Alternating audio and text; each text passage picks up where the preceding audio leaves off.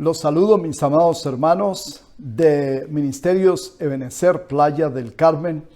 Es un gusto para mí poder dirigirme a cada uno de ustedes en esta hora. Y bendigo al Señor y doy gracias por el privilegio al pastor Edwin y su familia de poder compartir con ustedes en esta hora. Tengo una palabra del Señor en mi corazón y está basado en el capítulo 20 del segundo libro de Crónicas. Muy conocido el pasaje, es la historia de Josafat, es la respuesta a una crisis en aquel tiempo. Josafat fue un rey de Judá e hijo de otro rey llamado Asa, quien reinó antes de él por 14 años. Josafat tenía 35 años de edad cuando comenzó a reinar en Judá y reinó por 25 años. Asa, el padre de Josafat, hizo lo bueno delante de Dios, según leemos en 2 de Crónicas, capítulo 14, verso 2. Aunque al final de su reinado cometió algunos errores muy considerables. Asa, el padre de Josafat, se vio envuelto en una batalla contra un ejército 2 veces más grande que ellos. Este ejército era de 1 millón de soldados. Sin embargo, leemos que Asa hizo una oración y Dios le contestó dándole la victoria. Usted puede leer eso en el segundo libro de Crónicas, capítulo 14. La palabra del Señor dice así en este versículo: y clamó Asa a Jehová su Dios y dijo: oh Jehová, para ti no hay diferencia alguna en dar ayuda al poderoso o al que no tiene fuerzas. Ayúdanos, oh Jehová, Dios nuestro, porque en ti nos apoyamos y en tu nombre venimos contra este ejército. Oh Jehová, tú eres nuestro Dios, no prevalezca contra ti el hombre. Y la Biblia dice que Jehová deshizo a los etíopes delante de Asa y delante de Judá, y huyeron los etíopes. Ahora, dejemos al padre Asa y dediquémonos en esta hora a hablar de Josafat, el hijo de él. Josafat fue un rey bueno que buscó a Dios.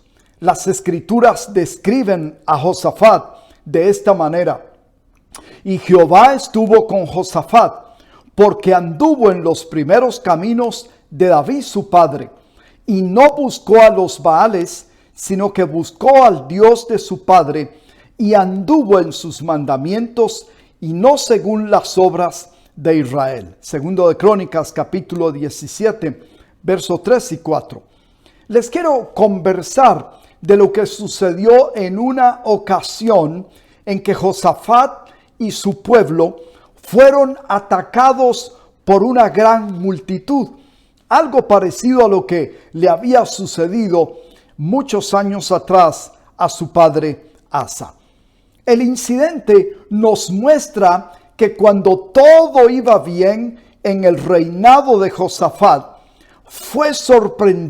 de repente fue sorprendido por un gran ejército que vino contra Josafat. Y estos eran Moab, Amón y otros de los amonitas, según lo dice la Biblia, del monte de Seir, en el capítulo 20, verso 10. Todos ellos vinieron contra Josafat a la guerra, como empezamos a leer en el capítulo 20 de segundo de Crónicas. Cuando el rey Josafat oyó que este grande ejército se armó y vino en contra de ellos, el rey y su pueblo tomaron acciones e hicieron varias cosas de una manera muy concentrada y dedicada en razón de lo que les había estado sucediendo. Veamos, ¿qué fue lo que hizo el rey y su pueblo? Ahora, empecemos por señalar, según el verso 3 del capítulo 20 de Segundo de Crónicas, que cuando el rey escuchó que este grande y poderoso ejército venía contra ellos, el rey tuvo temor. Tuvo temor cuando oyó que venía a ser atacado. El temor es algo bastante común, especialmente cuando estamos enfrentando crisis, problemas, situaciones difíciles. Y yo sé que no es un secreto para todos ustedes. Han experimentado temor en diversas situaciones, ocasiones y en diversas circunstancias. Sin embargo, lo que es interesante es que Josafat no permite que el temor lo detenga o lo paralice, sino que él mismo toma la iniciativa y emprende una serie de pasos, y yo lo llamo pasos, para poder clasificar cada una de estas cosas. Recuerde que estamos en segundo libro de Crónicas, capítulo 20. En el verso 3, la Biblia dice: el rey humilló su rostro para consultar a Jehová. En el verso 3 también dice: el rey hizo pregonar ayuno a todo Judá, su nación. En el verso 4 dice que se unieron todos los de Judá y de todas las ciudades vinieron para pedir socorro y ayuda a Jehová. Y los versos 6 al 12, el rey hace una oración que deseo tomar para resaltar aspectos que son muy valiosos para nosotros, especialmente en este tiempo de crisis mundial, en este tiempo de pandemia como lo hemos estado viviendo. Pero primero que nada, miremos que el rey toma la iniciativa. Fue el rey quien se puso en pie en la asamblea de Judá y de Jerusalén en la casa de Jehová, según el verso 5. Fue el rey el primero en humillar su rostro para consultar a Jehová. Y fue el rey el que tomó la iniciativa de ayunar y pregonar ayuno por todo Jehová, por todo Judá. ¿Qué le dice eso a usted? Él es quien toma la iniciativa. Por supuesto, él es el que está dirigiendo la nación en aquel entonces. Contra él vienen estos enemigos. La crisis se levanta para él y para todo su pueblo. De manera que él se levanta y toma los pasos que necesita tomar. Esto realmente tiene un reflejo en nuestras vidas con respecto a levantarnos y tomar los pasos que necesitamos tomar, especialmente cuando estamos en medio de decisiones importantes y también de crisis como la que estamos viviendo en este tiempo. Pero prestemos atención a lo que el rey ora. Fíjese, en el verso 6, yo no voy a leer los versículos, yo quiero animarlo que usted lea la palabra del Señor. Pero quiero explicarle lo que él está haciendo con cada una de sus acciones. En el verso 6 dice que él reconoce y declara la verdad de que él es Dios, es decir, Dios es Dios y que tiene todo dominio, fuerza y poder y que no hay nada que lo pueda vencer al Señor. Fíjese, lo primero que hace es atribuirle a Dios lo que realmente Dios es.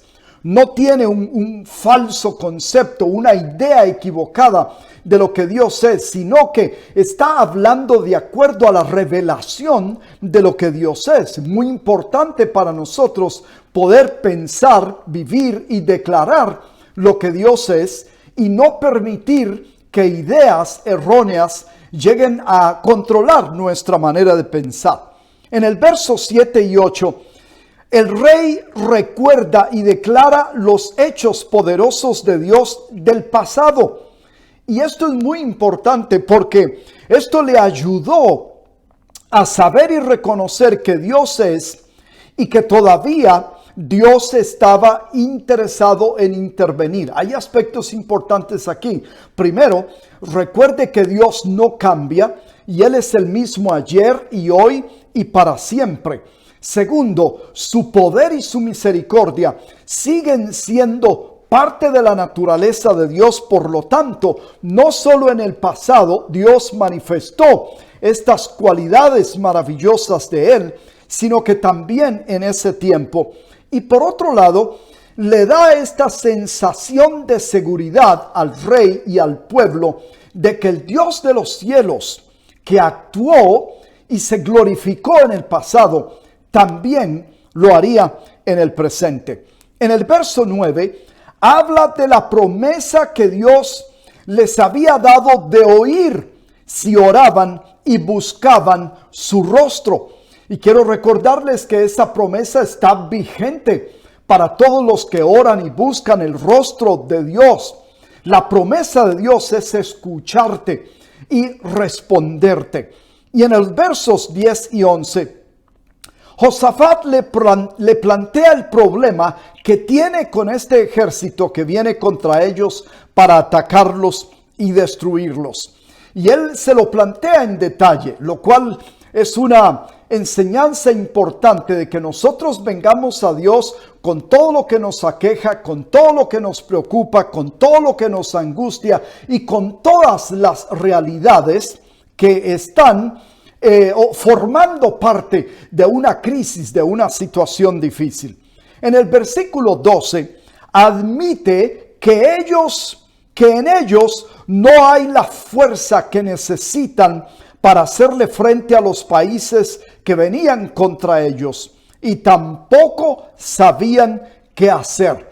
Y con esto es un sentido de dependencia en Dios, un sentido de, mire, a pesar de todo lo que tenga y todo lo que sé, Dios, realmente yo vengo a ti porque tú eres el único que tiene poder para hacer algo. Ahora, esto que él dice, cuando él dice, Señor, no sabemos qué hacer y en nosotros no hay tal poder, fíjese, estudiémoslo a la luz de un hecho interesante.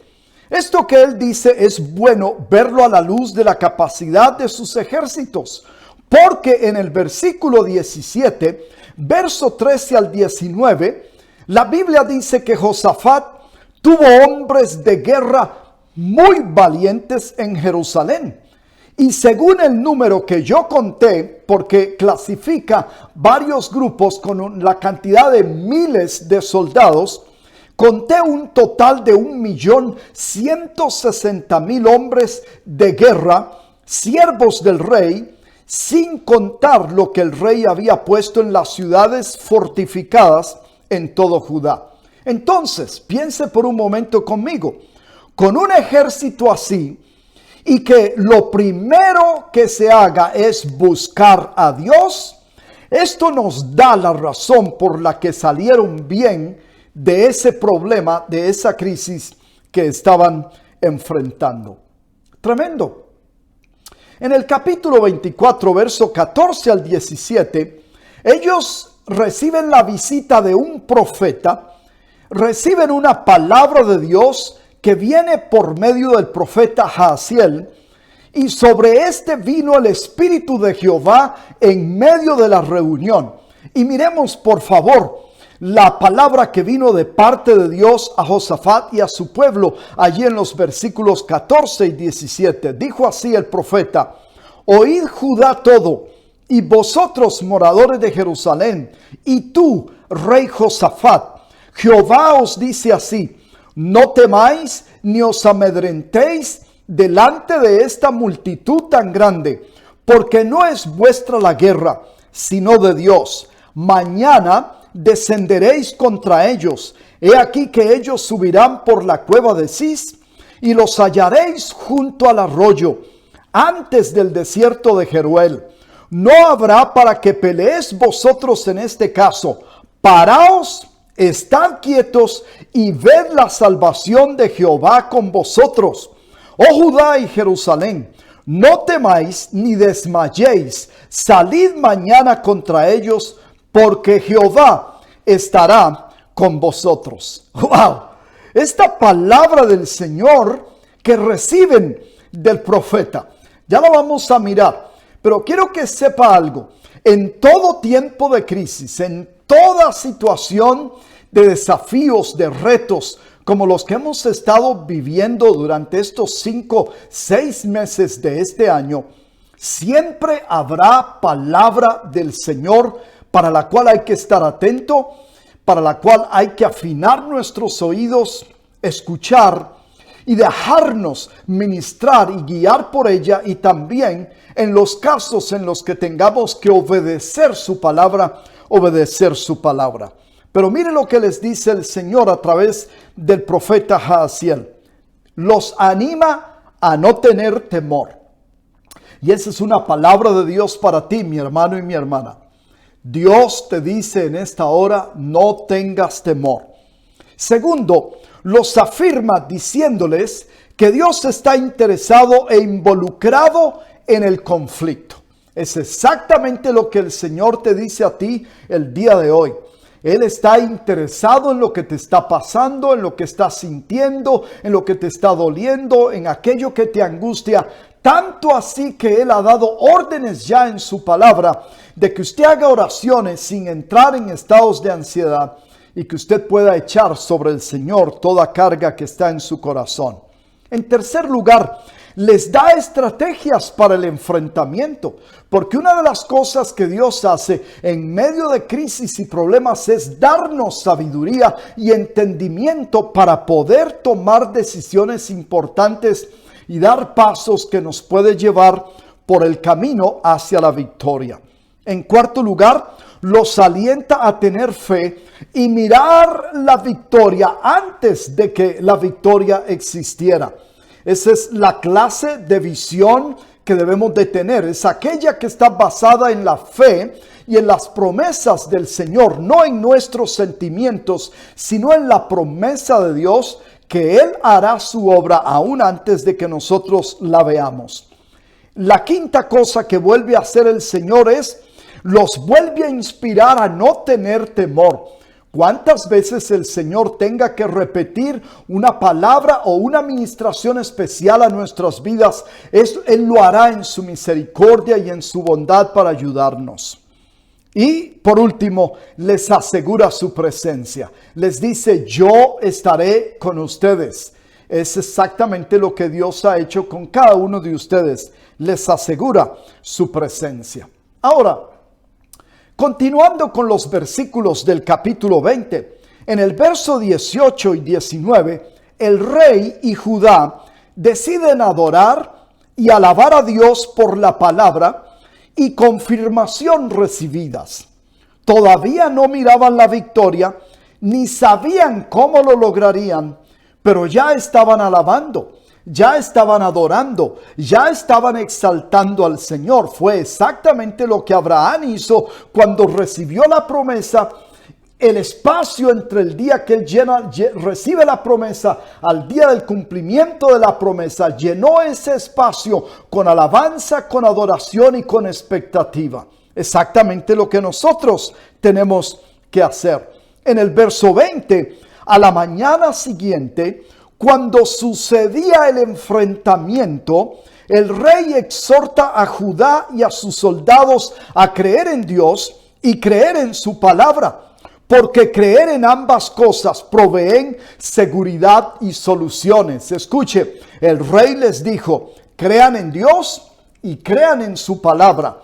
Crean en Dios como tal y como Él es, y crean en la palabra que Él nos ha dado, nos ha dicho, nos ha entregado a cada uno de nosotros.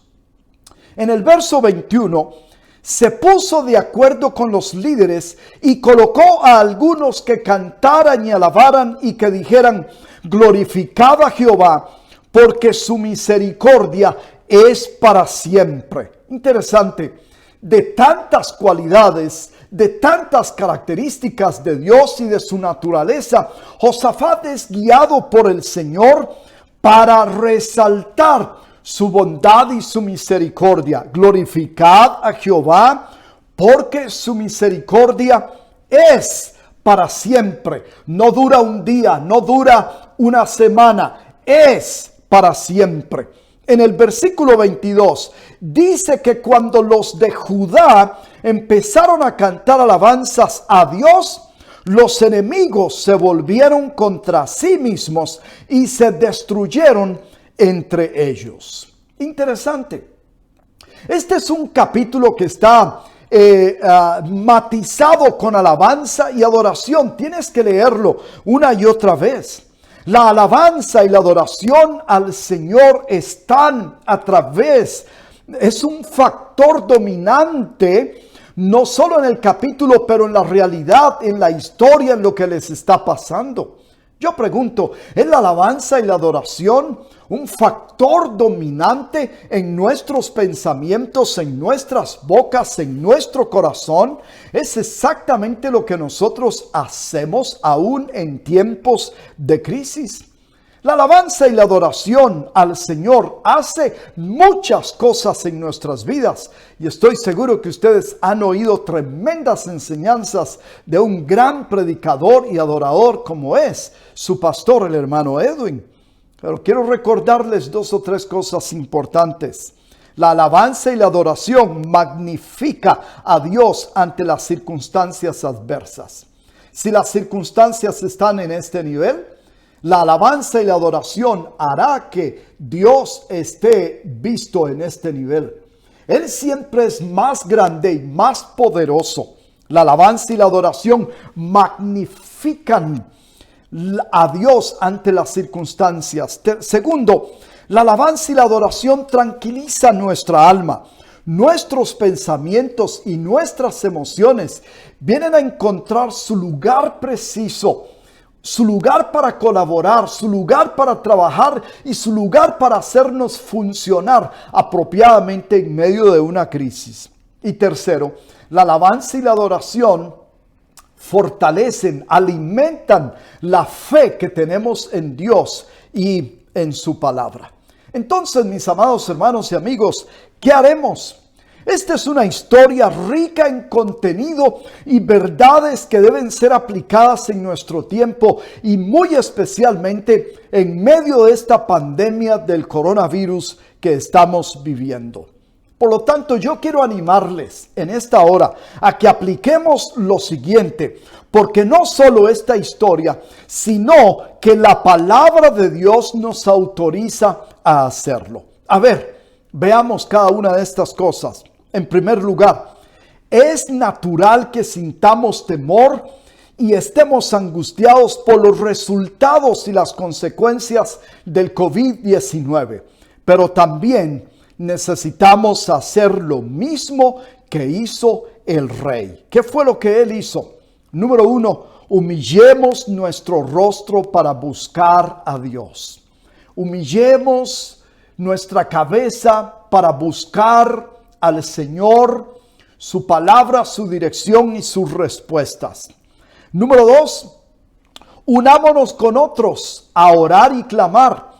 Puede ser la familia, los amigos, los miembros de la iglesia o algún otro grupo de personas con el que podamos orar e interceder y aprovechar, como dice el apóstol Pablo, orar sin cesar y utilizar toda ocasión para levantar un clamor al Señor. Número 3, pidamos a Dios su ayuda. Pidamos al Señor que intervenga, que extienda su mano, que glorifique su nombre, que utilice su poder para ministrarnos en medio de la situación. Y por último, oremos inteligentemente, aunque nuestras oraciones sean básicas y sencillas. ¿Qué oración más básica y sencilla podemos encontrar de un rey que está en medio de aprietos y crisis como esta que él hizo al Señor? Ahora, ¿quién toma la iniciativa? Dije un poquito acerca de esto anteriormente. La iniciativa en una situación, especialmente en una crisis nacional o en una crisis de la ciudad o en la crisis de una iglesia o en la crisis de una familia o de un individuo o incluso mundial como lo estamos viviendo, Nuestros líderes del gobierno deben de tomar la iniciativa. Los líderes de las comunidades toman la iniciativa. Los líderes de las iglesias toman la iniciativa. Pero también los líderes de las familias toman la iniciativa. Yo pregunto cuántos padres y madres, si están los dos en casa, o si es una madre soltera o un padre soltero, o si es el hermano mayor por circunstancias especiales, ¿quién toma la iniciativa para dirigir a los demás, enseñar a los demás, animar a los demás y guiarlos para buscar al Señor juntos? Debemos nosotros empezar y guiar al resto a buscar a Dios. En tercer lugar, hagamos declaraciones y reconocimientos de Dios, como los hizo el rey. Mis amados, este es un tiempo para reconocer lo que Dios es, lo que Dios hace y lo que Dios ha dicho. En primer lugar, vamos a reconocer que Dios es todopoderoso y que Él puede y quiere ayudarnos. El Padre del hijo enfermo y endemoniado que encontramos en Marcos capítulo 9, le pidió a Jesús que le ayudara con su incredulidad. Después de haber oído las palabras de Jesús, después de haber escuchado estas palabras, si puedes creer, al que cree, todo le es posible. Vamos. Examinemos la palabra de Dios, estudiemos las escrituras, miremos todas las cualidades y gloriosas características de nuestro Dios y reconozcámoslo y exaltémoslo por lo que Él es, por lo que Él hace y por lo que Él ha dicho. En segundo lugar, vamos a declarar los hechos poderosos del pasado. La historia en su palabra y también las manifestaciones en nuestra vida. ¿Por qué? Eso alimentará nuestra fe y nuestra confianza. Recordamos los hechos y las obras de Dios que están escritas en su palabra y pedimos que tomen lugar el día de hoy. Pero también recordamos las obras y los hechos poderosos de Dios en nuestras propias vidas. Y pedimos, Señor, hazlo de nuevo, porque confiamos y creemos y esperamos en ti. En tercer lugar, recordemos sus promesas y dejémonos influenciar por ellas. Hay muchas voces, hay muchas maneras de pensar, hay muchos sentimientos e inquietudes, pero debemos darle paso, libertad, cabida a la palabra de Dios para que ésta penetre en nuestro ser y sea la que domine y guíe nuestra manera de pensar, nuestra manera de hablar, nuestra manera de sentir y también nuestra manera de movernos en la vida en medio de las situaciones por las que estamos pasando. Dejémonos influenciar por la palabra del Señor. Vamos a ver, en cuarto lugar, hablemos a Dios claramente de nuestros problemas, retos y angustias, porque Él oye y contesta. Usted no necesita elaborar oraciones elocuentes o leer algunos libros de oración para saber cómo hacerlo. Todo lo que Dios quiere es que derramemos nuestro corazón delante de Él en sinceridad, con oraciones sencillas, básicas, elementales, pero que son sinceras y están dirigidas hacia el Señor con respecto a lo que nos sucede.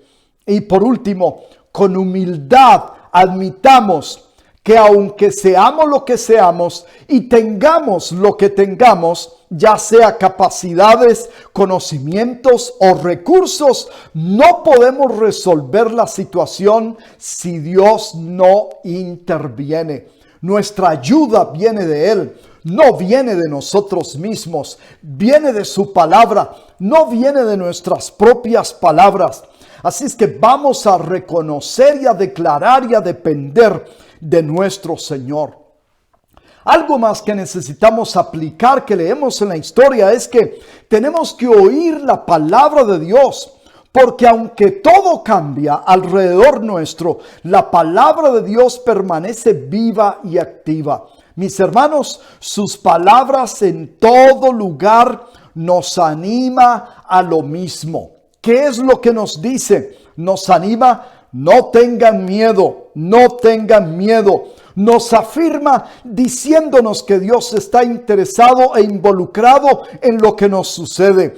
Nos da sabiduría y estrategias para hacerle frente a cualquier crisis en este tiempo o el venidero. Nos alienta a tener fe y mirar la victoria antes de que ésta exista. Nos vuelve a inspirar a no tener temor y a continuar avanzando hacia adelante. Y nos asegura su bendita presencia. ¿Pasa usted tiempo con la palabra? ¿Gasta usted tiempo en las escrituras para que ellas puedan penetrar todo su ser y ministrar a su alma y a su vida y poder colocar la obra del Señor sobre ti? Mi hermano, mi hermana, tal como el rey y Judá adoraron y alabaron a Dios creyendo a su palabra, hagamos lo mismo. La Biblia está llena de exhortaciones a alabar y adorar a Dios, muy a pesar de nuestros conflictos y problemas. Lee el libro de los Salmos. El libro de los Salmos es un compendio de declaraciones de alabanza, de adoración, de aflicción, de angustia, de luchas, pero siempre de reconocimiento de que Dios es todopoderoso y de que Dios se manifiesta según su misericordia sobre nuestras vidas. Alabemos y adoremos al Señor. Adorémoslo en nuestra mente mientras trabajamos o mientras vamos. Adoremos y bendigamos su nombre en nuestro tiempo de oración, en nuestra casa, en nuestro trabajo, en el automóvil, mientras andamos a pie. Por supuesto en la iglesia, en nuestros servicios. Adoremos al Señor. Quizás la alabanza y la adoración sea algo que necesita ser pulido, necesita ser trabajado en estos días en nuestras vidas para que le podamos ofrecer al Señor un verdadero sacrificio de alabanza y adoración. Concluyo diciendo, confiemos, oremos, alabemos y esperemos en Dios. Quiero repetirlo, confiemos, oremos, alabemos y esperemos en Dios. Él no ignora lo que está sucediendo en el mundo. Dios no está imposibilitado por las circunstancias. Capitalicemos y aprendamos de esta crisis. Abramos nuestro corazón para cambiar y no seguir siendo los mismos. Trabajemos con Dios en la redención al intervenir Él con su poder sobre la humanidad. La experiencia de Josafat lo cambió a él para siempre y a su pueblo. Que así sea con nosotros. Cristo el Señor Jesús viene pronto. Solemos decir para declarar la venida segunda del Señor Jesucristo. Cristo viene pronto, pero no solo viene en su segunda venida, también viene en nuestra ayuda mientras estamos en medio de cualquier crisis y especialmente en este tiempo difícil. Yo quiero animarles para que vuelvan a visitar el capítulo 20 del segundo libro de Crónicas y puedan abrirse al Espíritu Santo para recibir tanta verdad que va a tomar su vida y la va a guiar y a dirigir en medio de esta crisis. Quiero animarles para orar junto conmigo en esta hora. Padre Celestial, te honramos y te bendecimos en esta hora, Señor. Gracias por la iglesia Ebenecer en Playa del Carmen. Gracias por mis hermanos y hermanas. Señor, tú conoces a la perfección todo lo que ellos están viviendo, todo lo que les está sucediendo. Tú conoces sus pensamientos cuando se levantan en la mañana y sus pensamientos cuando van por la noche a dormir. Tú conoces sus angustias y batallas, sus preocupaciones, Señor, para mañana.